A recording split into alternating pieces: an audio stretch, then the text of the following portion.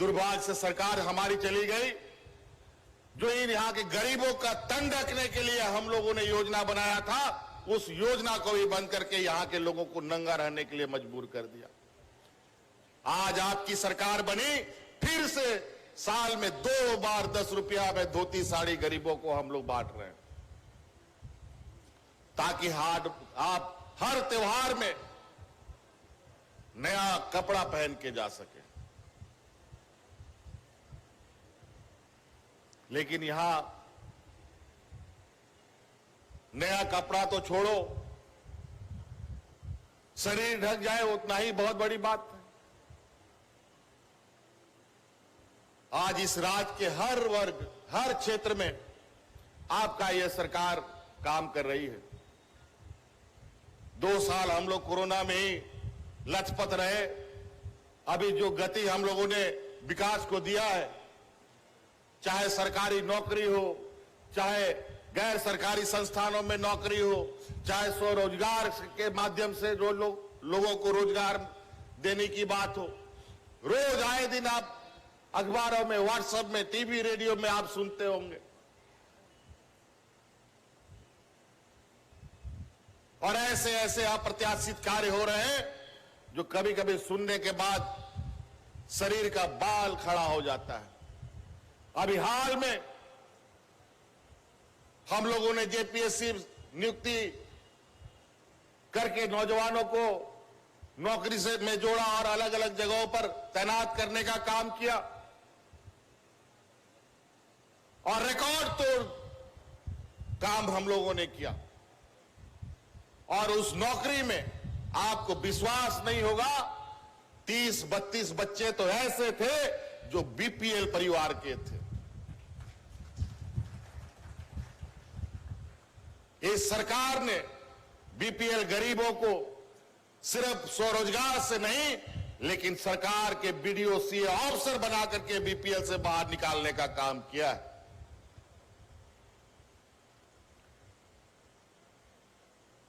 बीस सालों में जेपीएससी का नियमावली हमारे विरोधी लोग नहीं बना पाए, ना पुलिस की बहाली की नियमावली बना पाए, ना शिक्षक बहाली की नियमावली बनाए, किसी भी बहालियों की नियमावली ये लोग नहीं बना पाए। नतीजा ये हुआ, इन लोगों ने ठेका पर, अनुबंध पर, कॉन्ट्रैक्ट पर लोगों की बहाली कर दी और ऐसे खिचड़ी परोस दिया कि पूरा कर्मचारी अस्त व्यस्त अपना सामाजिक सुरक्षा को लेकर दिन रात आंदोलित रहे, चाहे वो पारा शिक्षक हो, चाहे वो पुलिस हो, चाहे और भी कर्मचारी हो। आज देख लीजिए, हमारे इस राज्य के पारा शिक्षकों को जो साल के 12 महीने में 11 महीना सड़कों पर आंदोलन करता था, सैकड़ों लोग उसके जान से चले, दोना पड़ा आंदोलन में इन लोगों को। लेकिन 20 वर्ष में कभी भी विरोधियों ने इन लोगों का आंसू नहीं पहुंचा। क्या हमको लगा था कि सरकार बनने के बाद उन 65-70 हजार पारा शिक्षक आज 12 महीना में 11 महीना स्कूलों में काम कर रहे हैं। समस्याएं अनेक हैं। अभी सहायक पुलिस सब इधर उधर बेचारा भटकता रहा, उसको गलत तरीके से इन लोगों ने नियुक्ति कर दी और ऐसा इनके साथ खिलवाड़ किया कि आज बेचारा ना सड़क के रह गए ना घर के रह गए। अब ये टिकरा जो सरकार आएगा उसके मत्थे यहां उपस्थित जितने भी कर्मचारी हैं, जितने भी अनुबंध पर है, जितने भी कॉन्ट्रैक्ट पर है, चाहे मनरेगा कर्मचारी हो, चाहे कंप्यूटर ऑपरेटर हो, चाहे आंगनबाड़ी सेविका सहायिका का मानदेय का बात हो, चाहे नर्स वगैरह की बात हो, चाहे पुलिस सिपाहियों की बात हो, आप लोग चिंता ना करें, हर एक वर्ग का समस्या का समाधान हम निकाल के रहेंगे। बस आपका आशीर्वाद बना रहना चाहिए। कोई नौकरी से बेदखल नहीं किया जाएगा, सभी को कहीं ना कहीं रोजगार से हम जोड़ेंगे।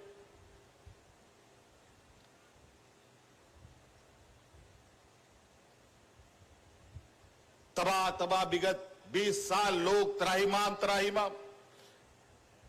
40 साल लग गए हम लोग को अलग राज करने में, और इन बेईमानों को गद्दी से उतारने में 20 साल लग गया। बताओ,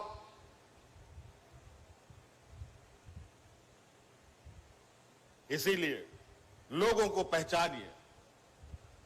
आज हर वो काम,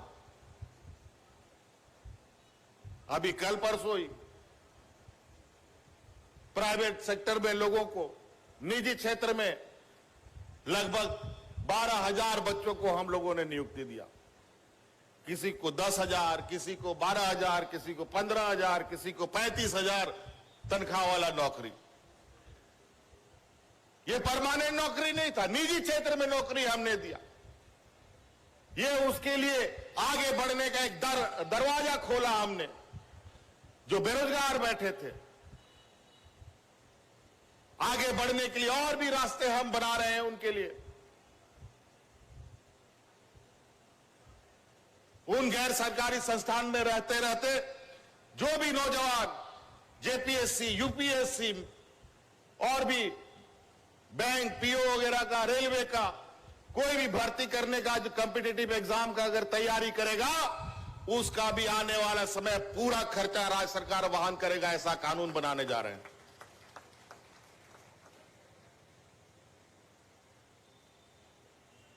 कभी आप लोगों ने सोचा था कि हमारा आदिवासी, दलित, पिछड़ा, अल्पसंख्यक नौजवान विदेश में जाके पढ़ेगा? कभी हमारा गांव का लोग सोचा था?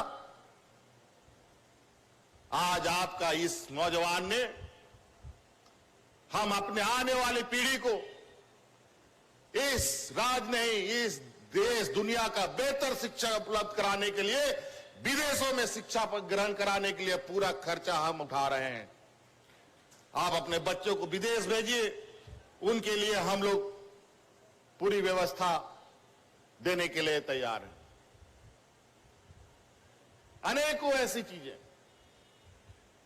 पेंशन का समस्या, जब हम लोग साधारण विधायक, साधारण सांसद हुआ करते रहे, उस समय जब पदाधिकारी को बोलते थे किसी बुजुर्ग के बारे में कि डीसी साहब देख लीजिए इतना बुजुर्ग हो गया, अभी 60 साल तो छोड़ दीजिए, 90 अभी 1-2 साल में मर जाएगा, लेकिन आज तक पेंशन नहीं मिला। उस समय डीसी साहब लोग बोलते थे कि सर इसका पेंशन नहीं हो पाएगा, क्योंकि आप इससे ज्यादा पेंशन स्वीकृत नहीं कर सकते हैं। बहुत चिंता होती थी। इस समस्या का समाधान किसी भी विधायक, सांसद के पास नहीं था, चाहे वो झारखंड मुक्ति मोर्चा का हो, चाहे विरोधियों का हो, भारतीय जनता पार्टी का हो, या किसी भी दल का हो।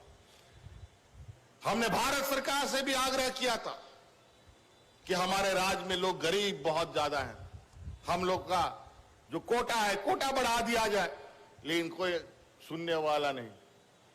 राज्य ने अपने कंधे पर यह जिम्मेवारी उठाया और सभी पेंशन को सर्वजन पेंशन का रूप दे डाला। अब कोई भी पेंशन के बगैर नहीं रहेगा, सभी को पेंशन मिलेगा। विधवा पेंशन, विकलांग पेंशन, वृद्धा पेंशन। इनके पास बड़े बड़े व्यापारियों का ऋण माफ करने के लिए पैसा है, सोने के थाली में खाना परोसने का पैसा है इन लोगों के पास, हाथी उड़ाने का इनके पास पैसा रहता है, लेकिन गरीबों का आंसू पोंछने के लिए इनके पास कुछ भी नहीं रहता है। कौन देखेगा? आज जिस तरीके से स्थिति है, महंगाई जिस तरीके से आगे बढ़ रही है, आने वाला समय में आप क्या खाएंगे, क्या पिएंगे, कहना बड़ा मुश्किल है। आज हमारे यहां कुछ पुराने पेंशन वाले भाई, पूरा इनके चेहरे में जो मुस्कान दिखता है, मुझे लगता है ये मुस्कान आने वाला समय में इस राज्य के 3.25 करोड़ लोगों के चेहरे पर देखने को मिलेगा।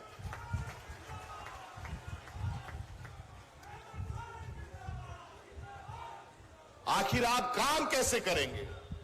दिन भर रात भर आप सर पे तलवार लटका हुआ रहेगा कि नौकरी करने के बाद मेरा भविष्य क्या होगा।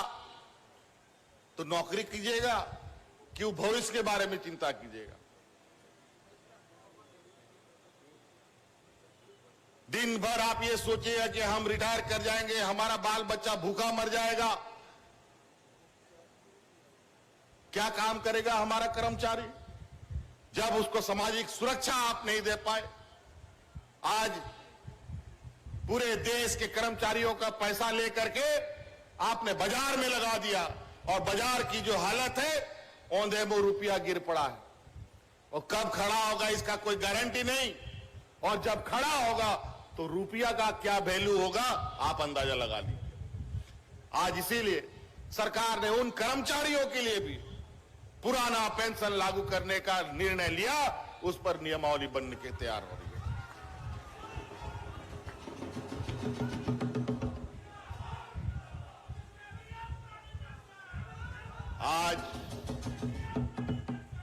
आज देश की स्थिति बड़ा अजीब है, बड़ा विचित्र हो गया है।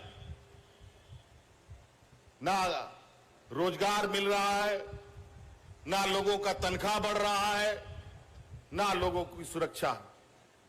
चारों तरफ हाय तौबा। भजन कीर्तन करने के लिए रोज सिख मिल रहा है।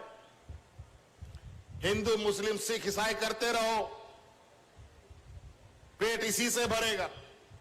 काम मत करो, रोजगार मत लो।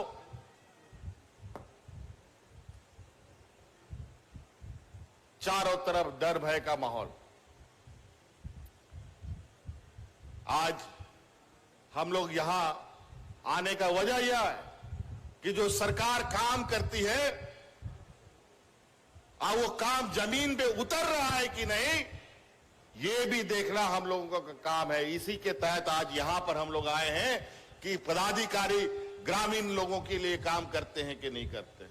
कागज पर काम करने वाली सरकार नहीं है ये जमीन पर काम करने वाली सरकार है। इसीलिए हम लोग गांव-गांव में तंबू लगा करके, टेंट लगा करके, सामियाना लगा करके लोगों का वृद्धा पेंशन, विधवा पेंशन, विकलांग पेंशन देने का हम लोगों ने काम किया है।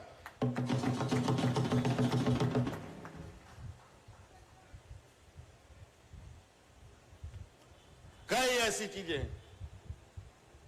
आप लोगों ने स्वरोजगार से जोड़ने का, मुख्यमंत्री रोजगार सृजन योजना, बिरसा हरित ग्राम योजना, खेती बाड़ी लोगों के लिए, मुख्यमंत्री पशुधन योजना, फूलो जानो योजना, अनेकों योजना। और वो योजना इसलिए हम लोग चालू किए हैं